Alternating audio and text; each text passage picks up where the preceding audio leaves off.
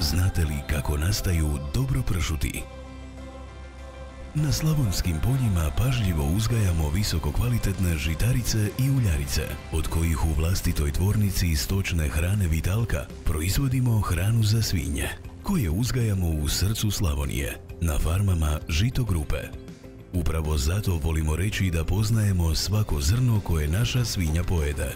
Putovi svinja s naših farmi glavni su sastojak dobro pršuta, koje proizvodimo najmodernijom tehnologijom i prema najvišim standardima kvalitete. Dobro pršuti napravljeni su isključivo od dva sastojka, buta slavonske svinje i prstohvata jadranske soli. Vrhunsku kvalitetu te blag i sočan okus osigurava im zrenje od minimalno 13 mjeseci.